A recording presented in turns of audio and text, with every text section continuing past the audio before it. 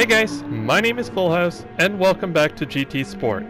Ever since the Lamborghini Huracan came out a couple of years ago, I suspected that, despite being the baby Lambo, it was faster around the track than its big brother, the Aventador.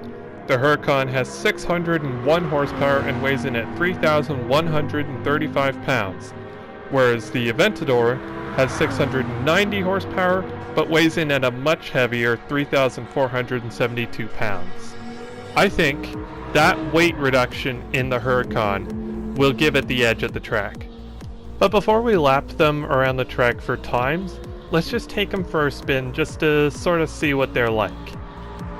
Alrighty, the big Lamborghini Aventador at Suzuka Raceway. I genuinely have no idea how this thing's going to drive, although I have a sneaking suspicion it's going to be sort of big, heavy Lambo. But so far, that does not feel like the case. I've actually got a good amount of grip, exceptional amount of power. Oh, not a lot of brakes though. Okay, that's okay, I can recover that. Yeah, this thing feels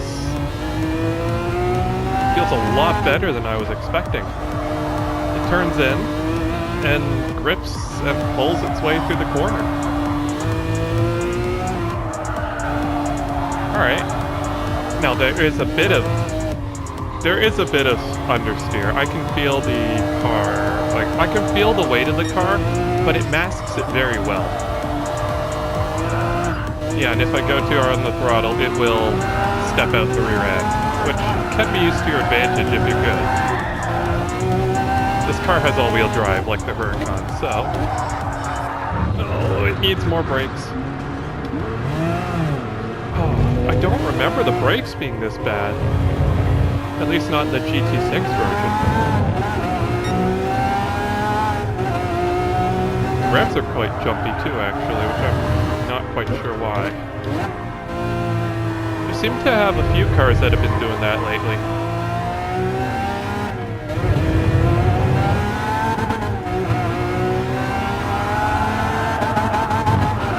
Alright, so there's a slight tendency to oversteer at speed,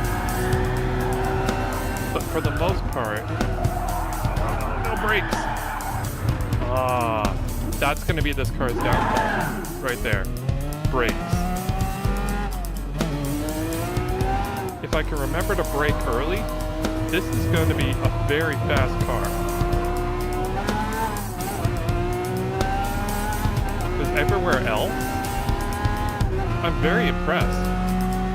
I was expecting the big Lambo just to sort of understeer and push everywhere, or even worse, just snap around and oversteer everywhere like the old Murcielago had a tendency to do.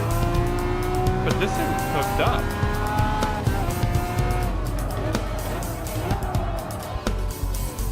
Some people are going to hate me for saying this, but it feels a little Audi-like.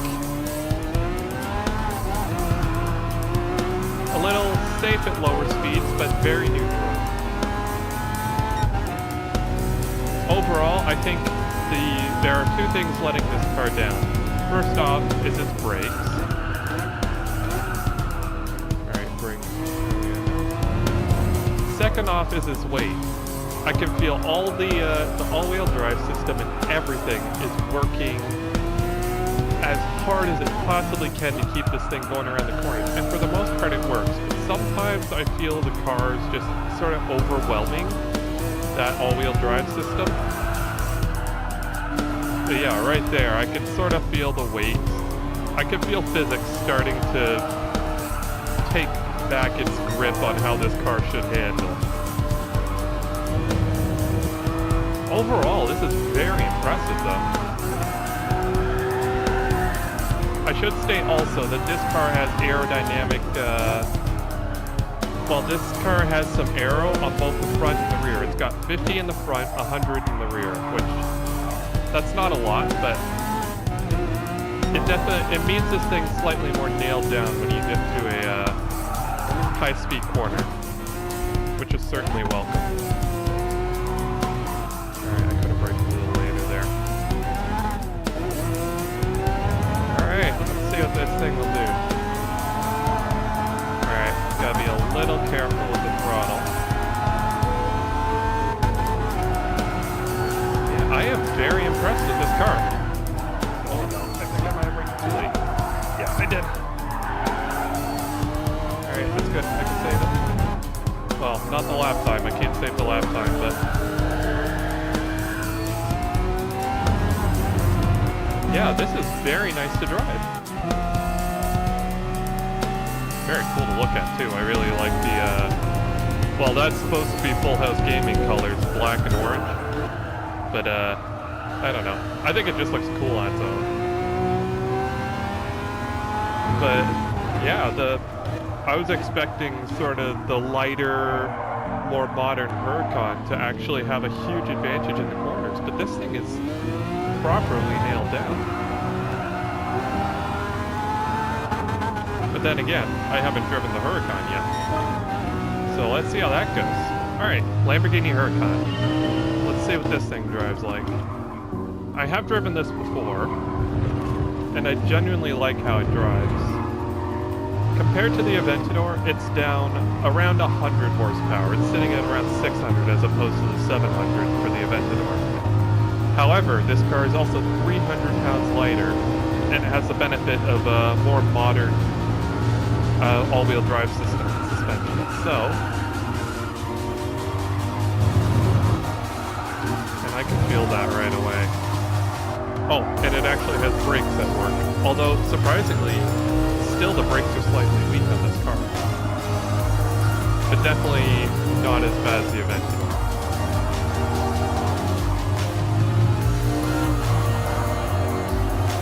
Yeah, the brakes are just slightly below average for this thing as opposed to almost non-existent from the Aventador.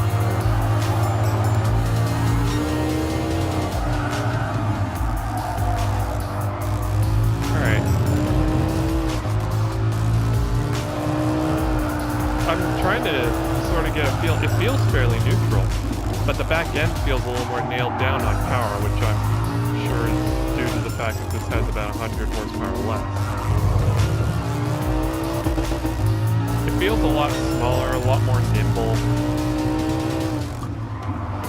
And honestly, it feels kind of quicker too. That's a lot of tire squeal.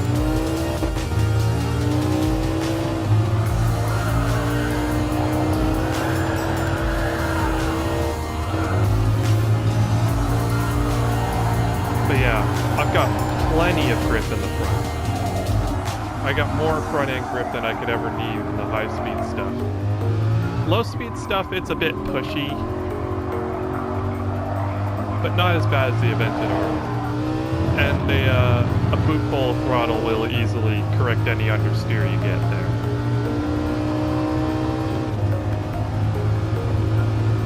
Both cars use their all-wheel drive systems quite well. Both are putting down power much better. Now, like the Aventador, this has some aero assistance, but I believe this car is only in the back. There is no real downforce in the front. Which is slightly interesting because it looks like a car that would have some aerodynamic assistance in the front end. Alright. Overall, this is a very easy car to drive fast. Both of the Lamborghinis are. It's kind of ironic being able to say a Lamborghini feels fast and nice and easy to drive.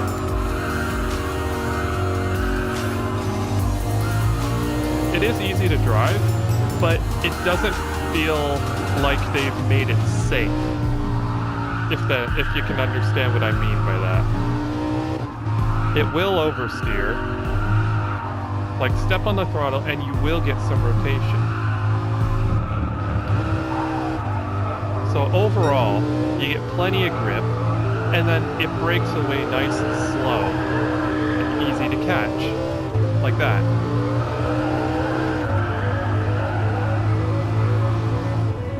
And you can use that rotation to your advantage to get the car pointed in the right direction. Someone very good at vehicle dynamics tuned the suspension on this car, I can tell.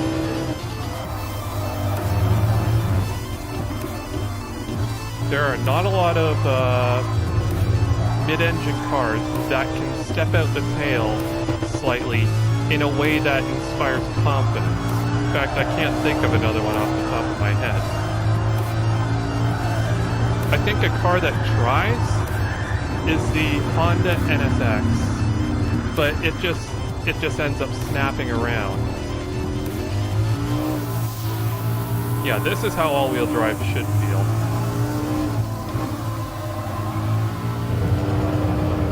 I do wish there was a bit more front-end bite, but then again, that would make the car much harder to drive as well, so that might compromise vehicle stability.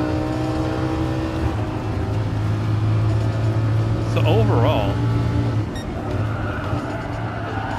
this feels in my, like,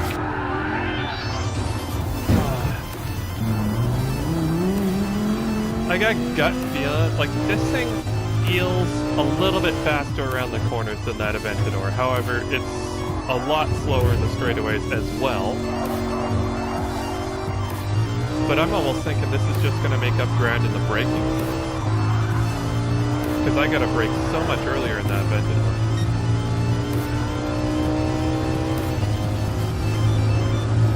But I suppose there is one way to find out. Let's get them both on the track and see what's what.